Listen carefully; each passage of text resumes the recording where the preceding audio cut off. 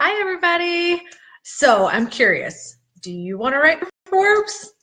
I've written for Forbes since 2011, with the exception of a 2-year stint that I spent at ESPN when I wasn't allowed to write for Forbes. So I've been a contributor there for quite some time and have also worked with clients to do both one-off guest posts there and to become contributors, in addition to working with Forbes writers to feature or quote my clients. So I've got a little inside information on what it's like to write for or be included in Forbes, and I wanted to share it with you. If you don't know me, my name is Christy Dosh. I am a publicist and the founder of Guide My Brand.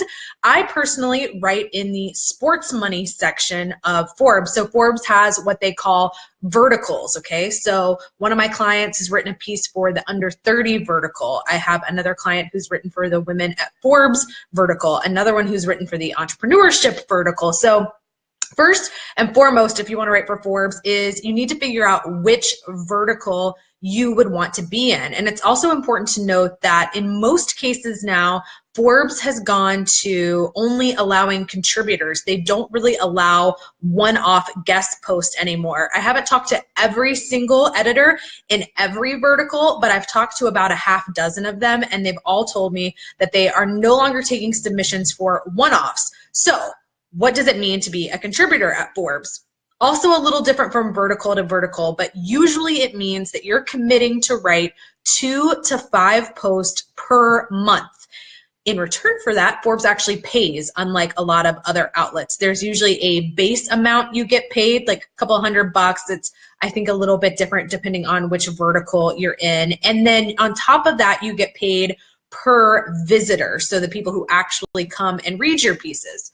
Now, for most of us who are entrepreneurs, we aren't doing it for the cash, although that's nice to have. We are doing it for the exposure and the credibility building, and so maybe that's not important to you, but just so you know, Forbes is an outlet that does pay its contributors, but they do want you to have that minimum 2 to 5 pieces per month. Now, in my vertical, it's 5 pieces a month, but I pitched a client recently for the Women at Forbes vertical, and they told me 2 to 5. So that's something that may vary depending on which vertical you're trying to get into.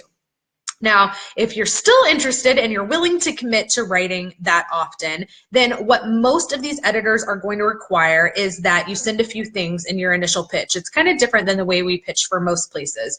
They want you to describe your swim lane. That's what Forbes calls your focus. So for people in the sports money section with me, it might be something like the intersection between money and sports, or the intersection between sports and law. I've seen people say things like that. But you'll need to know, if you're pitching for the entrepreneurship section, what is it about entrepreneurship? Are you going to be focusing on online marketing strategies? And you're going to need to write up a couple of sentences to sort of describe your swim lane, maybe one sentence if it's long enough. In addition to that, they're going to want you to send headlines. I've been asked to send anywhere from 5 to 10 proposed headlines for pieces that you would write. And also, some of them will ask you to send 2 or 3 sentences to go with each headline. So for example, I was pitching a client today for the entrepreneurship vertical, and that editor let me know he wanted 10 headlines, 2 to 3 sentence description for each headline. Most of the editors also want you to send a few clips. So a clip would be a guest blog you've written somewhere else. You wouldn't want it to be from your own blog. Ideally, you'd want it to be from somewhere else.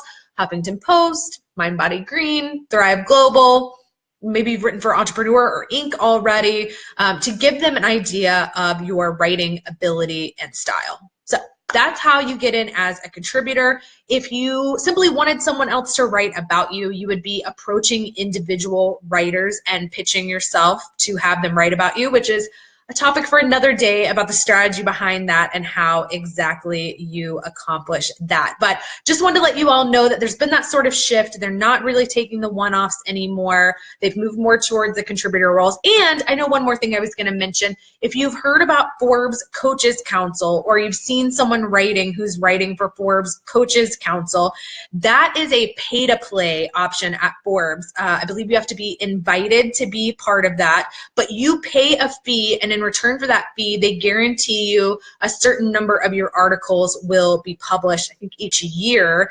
And they sometimes pull you in to answer questions and be part of more of like a panel, I believe. I have not been involved on Forbes Coaches Council, but that is what I know about it from one of my clients joining, is that that is pay to play, whereas being a contributor, they're paying you. My experience with it has also been, it appears to me, and I don't have the full skinny on this, but it appears to me that the Forbes Coaches Council pieces don't necessarily end up in the mainstream verticals the way you would if you were a contributor. So just my brief explanation on that. If you have any questions, feel free to leave them down in the comments and I will be happy to come back and answer them. I have had such a positive experience writing for Forbes. I believe that it led me to my job offer at ESPN back in 2013. After I'd been writing for Forbes for a couple of years, I was a corporate attorney, and through that job offer from ESPN was able to leave my law practice behind and have never returned.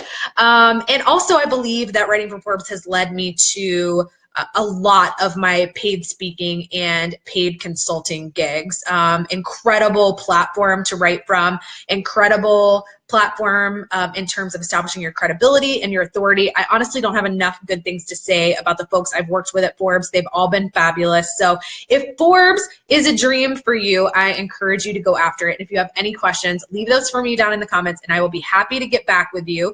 And if you want to learn more about pitching yourself for these kind of opportunities, maybe not just Forbes, maybe you're interested in Inc. and Entrepreneur, maybe it's Thrive Global and Mind Body Green, Working Mother, whatever it is that you're interested in, feel free to join me on my next live training, which you can register for at www.guidemybrand.com/webinar. Hope to see you there and good luck. I hope to see you in Forbes too.